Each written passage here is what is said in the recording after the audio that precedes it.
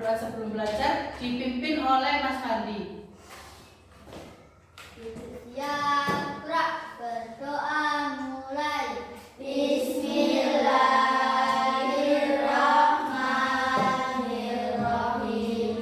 Alhamdulillahirabbil alamin. Oke, berdoa selesai ya. Hari ini ada yang tidak masuk? Ada. Alhamdulillah. Nah, oke, masuk semua ya? Ya. Oke. Tadi berangkat sekolah, kira-kira ada yang diantar atau jalan sendiri? Naik dulu. Ada yang naik Pajero. Terus, sama lagi. Waduh.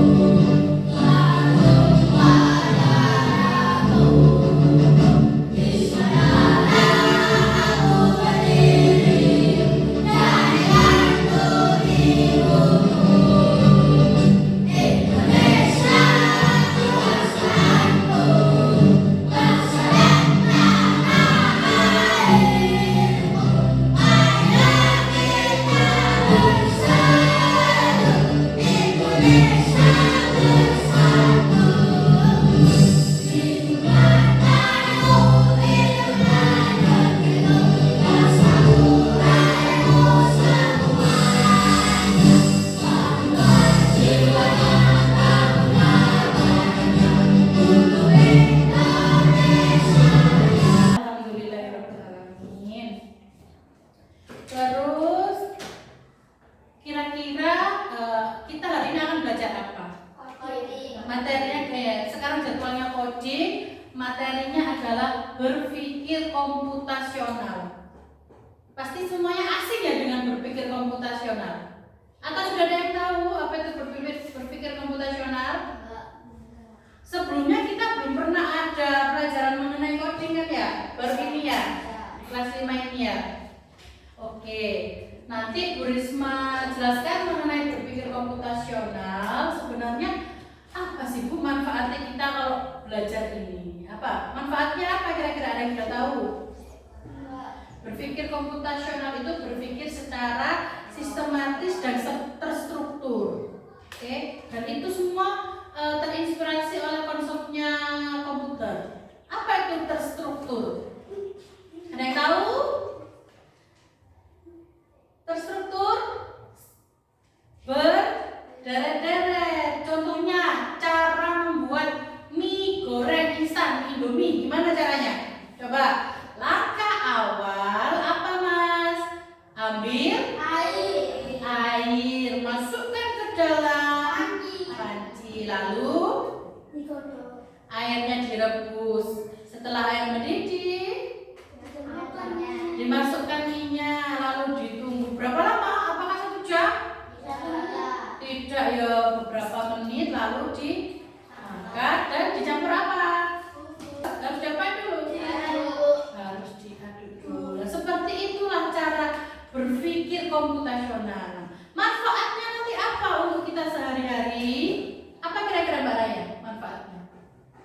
Kalau kita bisa berpikir secara sistematis, bertahap, nanti kita bisa menyelesaikan masalah dengan baik. Nanti kalau Mas Fajar, aku pengen gaya teh, kira-kira aku kudu apa sih? Nah, di situ nanti Mas Fajar memecahkan masalahnya. Dengan apa Mas Fajar? Bertahap, betul, sesuai tahapannya. Oke, sekarang ada yang pernah pakai aplikasi YouTube? Kira-kira di YouTube nonton apa sambil? Mama Lela. Oke, sama lihatnya di YouTube ya Mama Lela. Kalau cowok-cowok biasanya lihat apa di YouTube? Tawuran. Allahu Akbar, tawuran ya. Nah, pernah nggak sampean? Aku loh Bu, habis lihat di YouTube tawuran, tiba-tiba buka TikTok isinya ya tawuran. Pernah nggak? Pernah ya.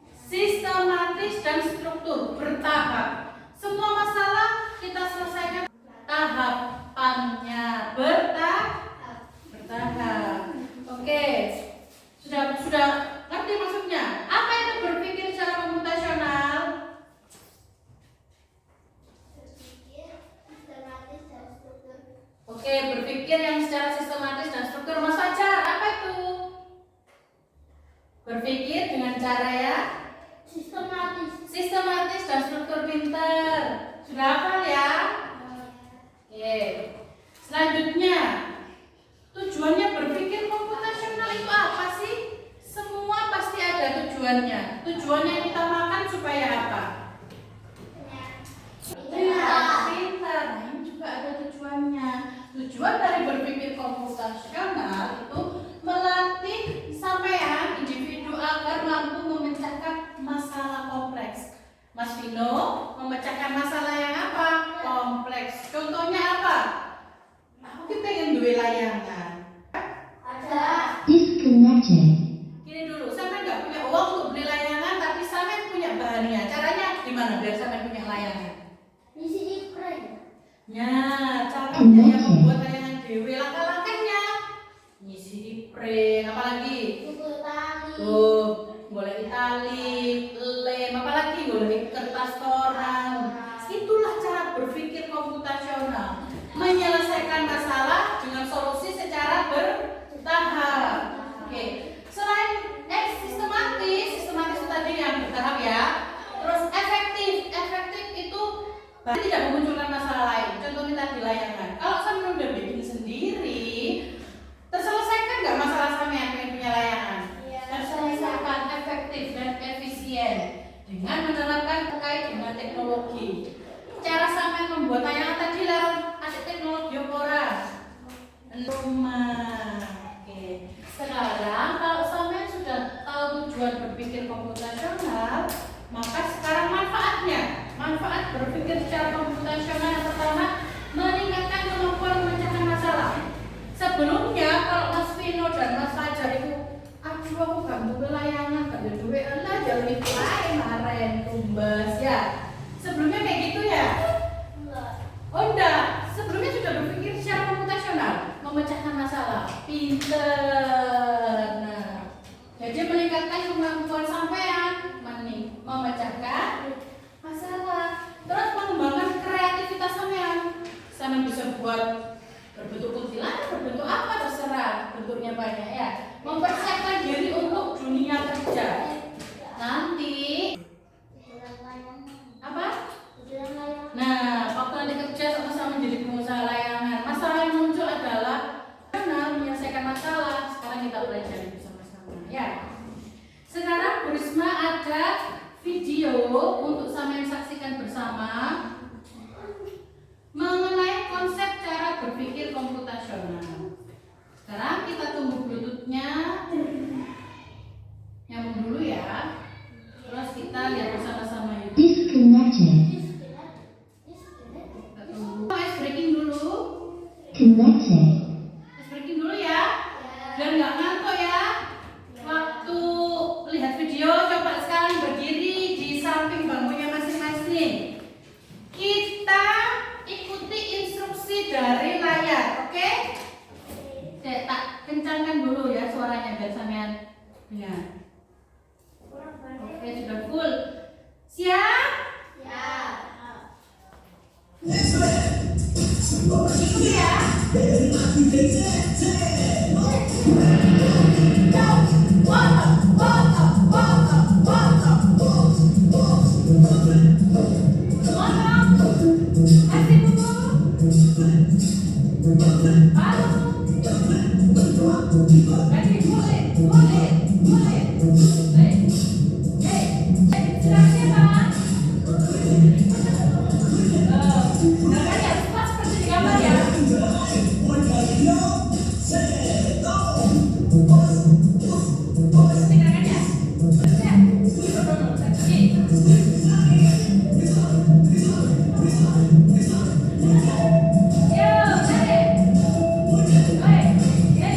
Hey!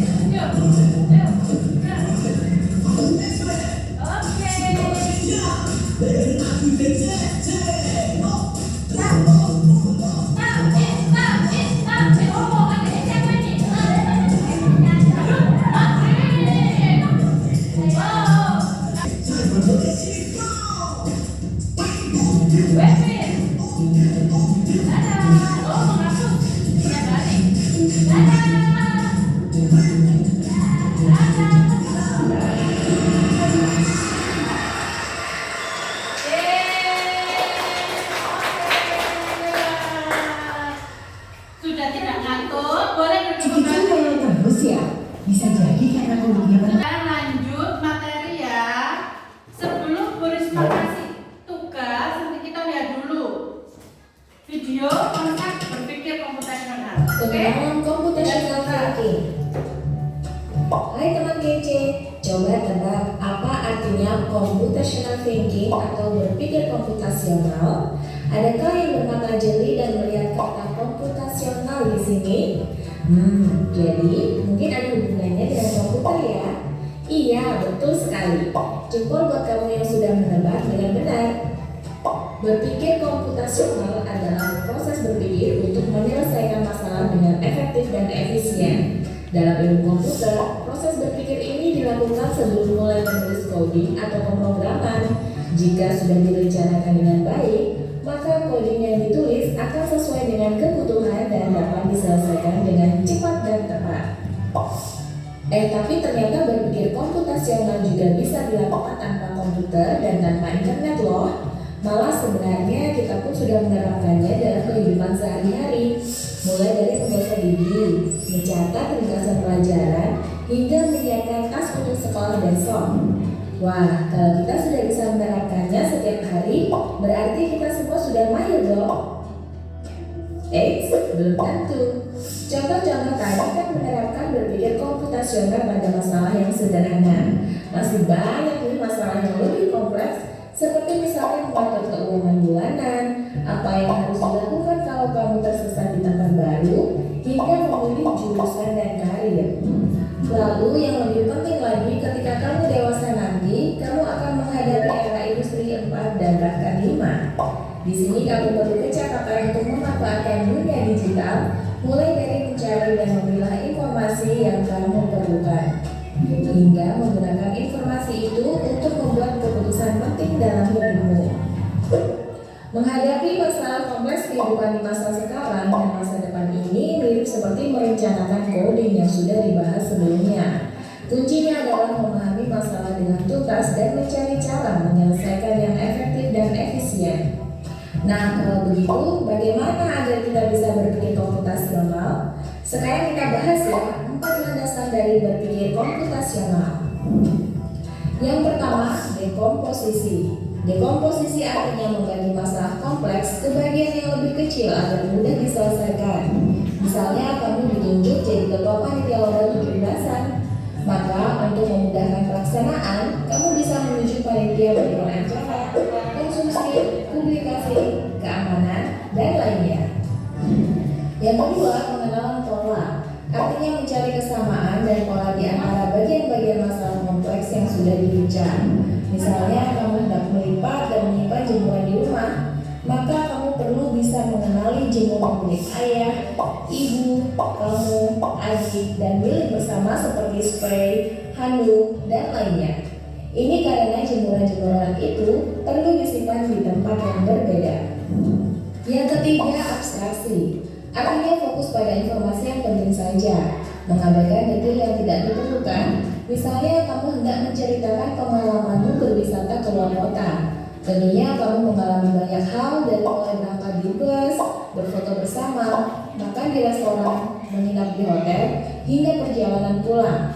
Tapi nggak mungkin kan kamu ceritakan semua kejadian dengan detail pada teman-temanmu. Pasti mereka bosan kalau kelamaan. Jadi kamu harus menyaring beberapa kejadian yang menarik saja untuk diceritakan pada teman. Yang terakhir, algoritma. Artinya membuat langkah-langkah penyelesaian atau membuat aturan yang diikuti untuk menyelesaikan masalah. Misalnya kamu diberi daftar belanja di supermarket oleh ibu.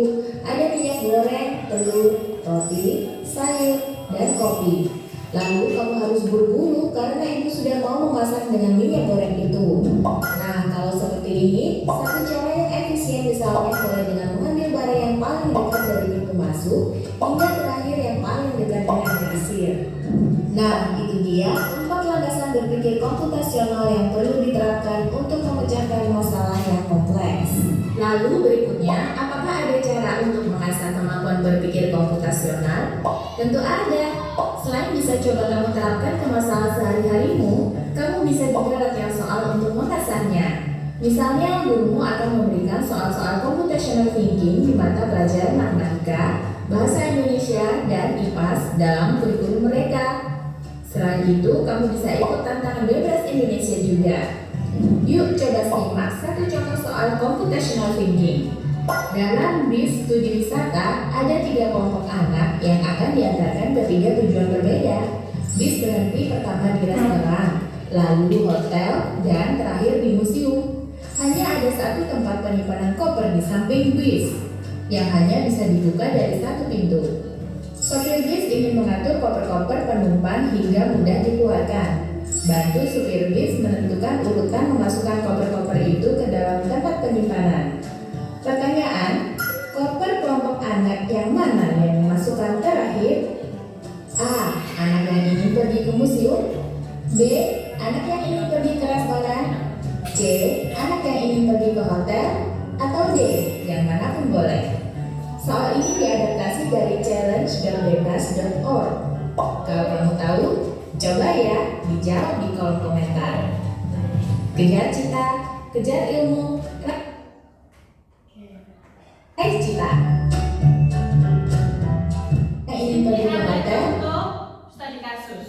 Nah, di sini ada contoh studi kasus tentang ini. Contoh soal computational thinking. Di sini ada bis, tempat makan, hotel, dan apa ini? Gedung polisi ya, gedung pemerintahan. Nah, koper kelompok anak yang mana yang dimasukkan terakhir? Sebentar. Atau D, yang manapun boleh. Yang mana kira-kira? Oh, ini museum, ini tempat hotel, ini tempat makan atau restoran. Nah, bis ini akan melangkah seperti ini. Jadi, koper kelompok anak yang mana yang dimasukkan terakhir? Ada kelompok yang ke tempat makan, ke hotel, dan ke museum. Jadi yang paling terakhir datang atau kopernya dikeluarkan, kelompok yang kemana Mas Vino dan Mas Fajar? Ke museum. Yang paling cepat mana? Yang itu? Restoran. Oke. Sampai itu berpikirnya dilihat dari mana? Kok tahu restoran di sini museum tari, Mas Vino? Tahu dari mana? Oh, karena Mas Vino berpikir ya dengan melihat rute bisnya. Oke. Sekarang Bu Risma akan membagi sampean menjadi 3 kelompok. Nanti ada tugas, ada praktik penyelesaian masalah. Oke? Menggunakan aplikasi Edu. Ada yang bertanya? Kenapa kok meninggalkan makanan? Oh, tadi yang itu ya cara berpikir tadi sistematis ada 4. Nah, yang kedua adalah meninggalkan komponen yang tidak penting supaya efisiensikan waktu.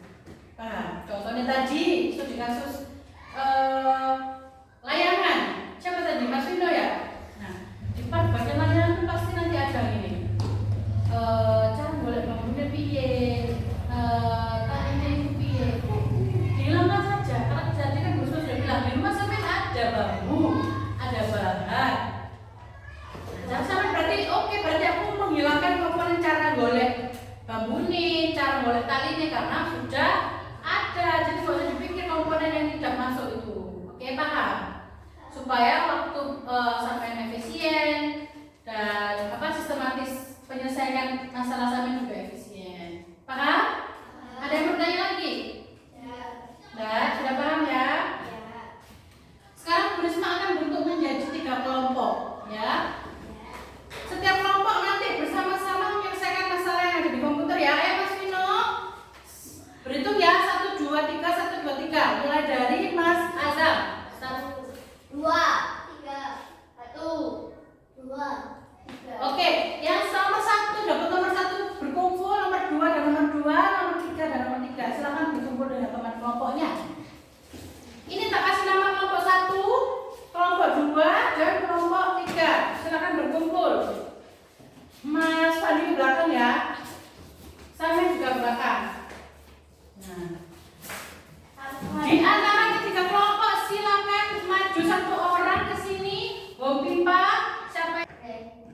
Kok sama? Oke, Mas Fandi dulu maju. Berdua ini. Nama siapa tadi? Terakhir. Berarti yang terakhir Mas Azam. Untuk Mas Fandi dan Mas Fajar boleh maju ke depan. Jadi di sini Bu Risma ada permasalahan, ya.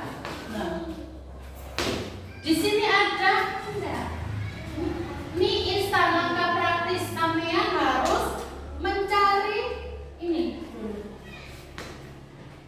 Langkah-langkah memasak mie instan. Ya sini. Berdua. Yang lain disimak soalnya nanti sama. Diklik. Mas Pandi mulai. Oke. Siap. Nah, apa alternatif yang bisa ditambahkan untuk variasi rasa pada mie instan?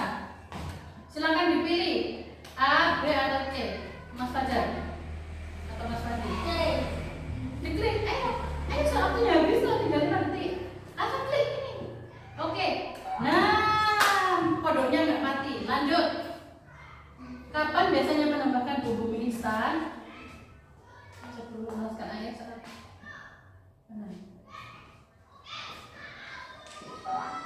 Oke. Yang mana A, B, atau C? Oke, terakhir.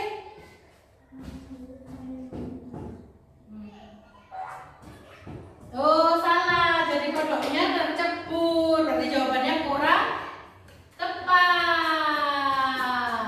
Kelompok selanjutnya, kelompok 2. Terima kasih kelompok 2. Gimana rasanya tadi?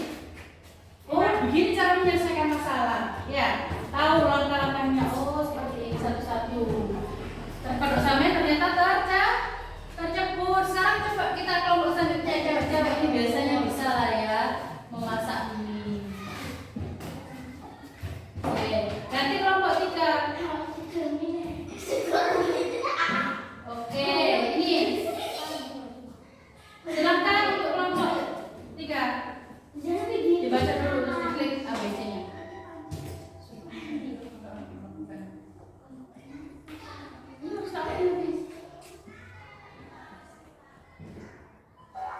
Oke, lanjut. Yang lain boleh lihat di sini. Salah, masih belum menemukan. Oke, nggak apa-apa. Kelompok 1. Apakah kelompok 1 bisa? Ini loh cara menyelesaikan masalah. Langkah kita selesaikan bersama-sama masalah ini. Iya, pikirkan secara komputasional. Oke. Pertama, nih, ayo kita selesaikan bareng-bareng. Variasi sayur apa yang bisa dicoba saat membuat mie? A, B atau C? Apa? Apa Mbak? A ya, coba. Oke, kodoknya aman. Apa alternatif yang bisa ditambahkan untuk variasi rasa pada mie? A. Ya, benar. Apa langkah terakhir sebaiknya dilakukan saat menyajikan mie instan? Apa? A, B, C? C, oke. A, B atau C? Jika ingin mie instan tanpa kuah, tujuan menuliskan agar apa? A, B atau C? Ayo. 8 detik lagi.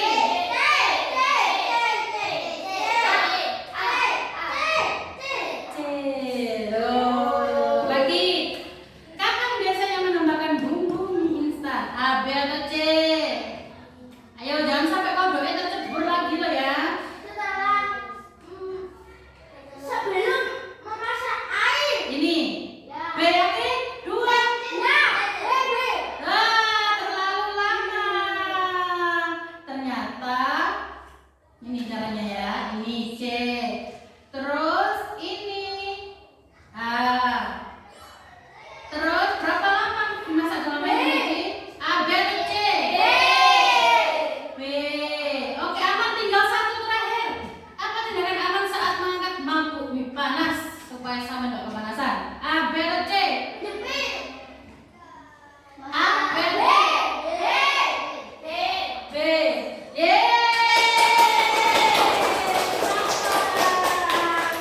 Ternyata berpikirnya secara sistematis, alon-alon pasti ketemu solusinya ya.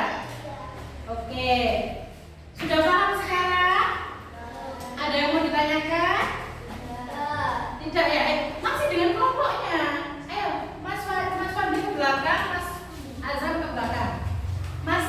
kelompoknya masing-masing.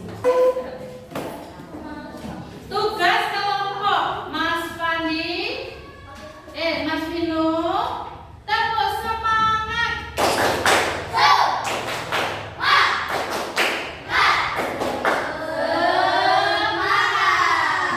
Semangat dong mengerjakan tugasnya ya dengan kelompok. Jadi Bu Risma akan membagikan LKPD sampean lembar kerja setelah sampean bisa berpikir secara komputasional, berarti sampean akan bisa memecahkan masalah secara terstruktur. Tugasnya di sini Mas Vino dan Mas Fandi, instruksinya adalah tuliskan langkah-langkah yang akan lakukan untuk menyelesaikan masalah di sini ya. Di sini di dalam LKPD-nya sudah saya jelaskan cara-cara penyelesaiannya. Oke? Ini sampean kasih nama kelompok 1, nama kelompok 2, nama kelompok 3. Silakan dikerjakan. Nama kelompok 3. Nomor boleh?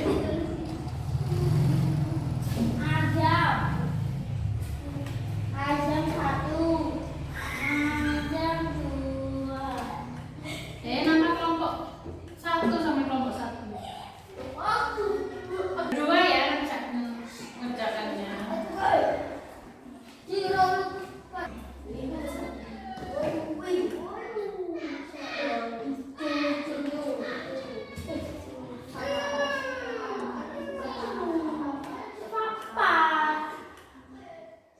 Kalau dari sini harus kurang ini ya.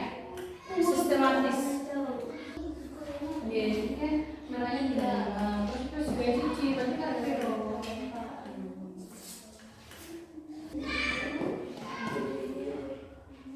Karena ini sudah dipakai 2, maka sisanya pakai 2, berarti cuma 2.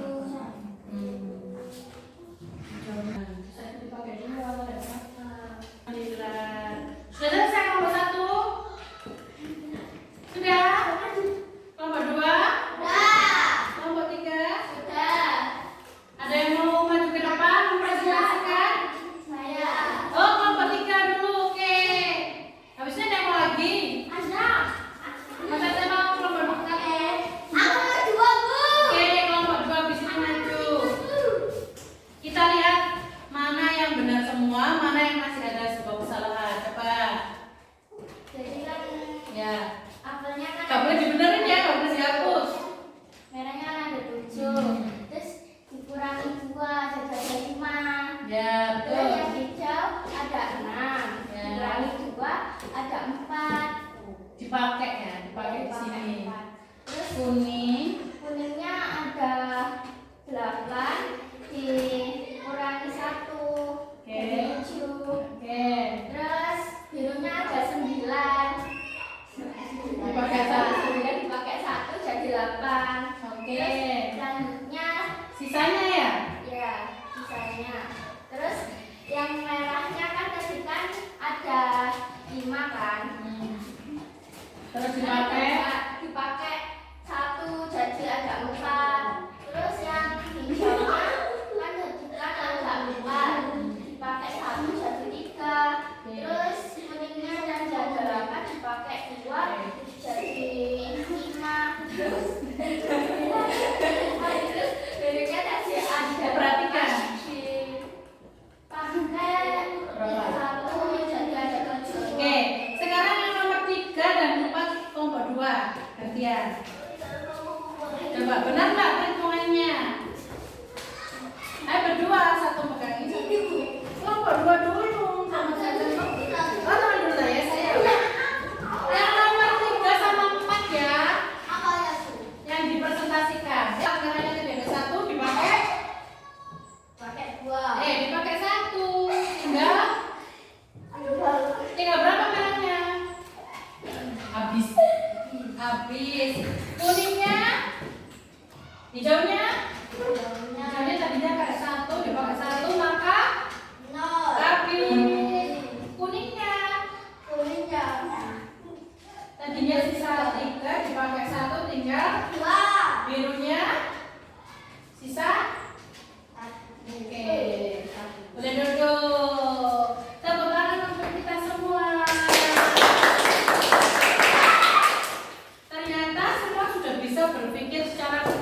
komputasional, yaitu berpikir secara sistematif dan efektif. Sekarang kembali ke bangkunya masing-masing ya.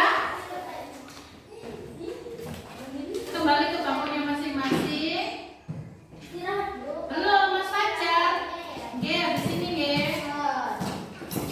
Mas Fajar dan Mas Azam kembali ke bangkunya masing-masing. Oh, Mas Fandi deh, Mas Fandi maaf ya. Mas Fandi kembali ke bangkunya masing-masing. Mas Azam juga kembali ke bangkunya masing-masing. Mas Bindu. Ayo kembali dulu. Ada yang masih ditanyakan tentang berpikir komputasional? Mari kita refleksikan bersama-sama. Mari. Udah? Kalau udah, kita refleksikan bersama-sama pelajaran hari ini, yaitu tentang berpikir komputasional. Apa aja tadi berpikir komputasional itu? Berpikir secara sistematis dan terstruktur. Apalagi memecahkan memecahkan apa? Mas Fajar, memecahkan masalah. Apalagi Bang Wanita? Terinspirasi oleh konsep dan teknik ilmu apa Mas Pandi? Komputer. Oke. Berdarah. Kenapa? Kan itu membantu ya. Jadi habis ini kita itu ya ke orang UKS ya, bareng-bareng ya. Oke. Enggak, sama Bu Risma sama Mas Fandi aja. Selain itu, nanti minggu depan Kodi kita pembelajarannya tentang memecahkan masalah. Tentang apa Mas Vino? Memecahkan masalah. Jadi minggu depan pertemuan selanjutnya Bu Risma akan memberikan sampean lebih banyak studi kasus. Studi kasus itu masalah-masalah. Nanti juga akan Bu Risma buat di seperti yang tadi. Jadi sama mencari langkahnya benar apa enggak, kodoknya nanti terjatuh apa enggak. Pokoknya kalau salah pasti kodoknya tenggelam. Oke. Sebelum kita akhiri, ada yang mau ditanyakan? Enggak ya? Sekarang sudah tahu ya? Supaya keluarnya dengan semangat, bagaimana kalau kita breaking sekali lagi? Sambil duduk aja ya, nggak usah berdiri ya. Oke.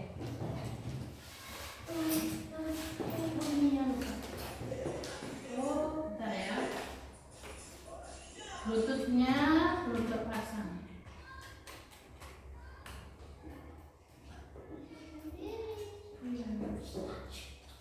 Disconnected. Sering menghilang bunyinya ya. Connected. Nah, siap sambil duduk aja. 1, 2, 3.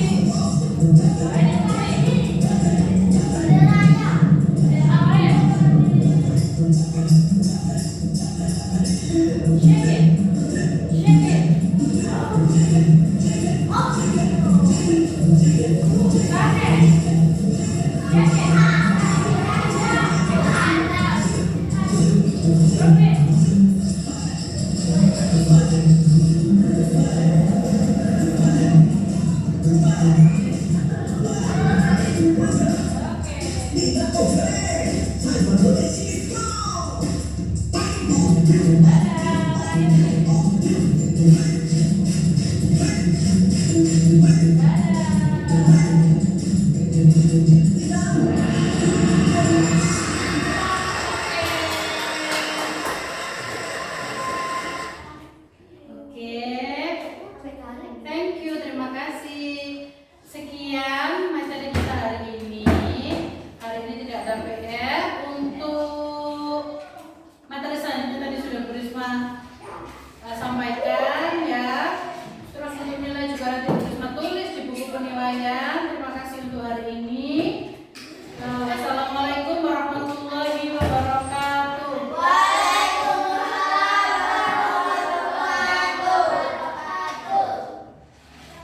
Istirahat ya, istirahat 50 menit, habis itu kita masuk pelajaran IPAS, oke?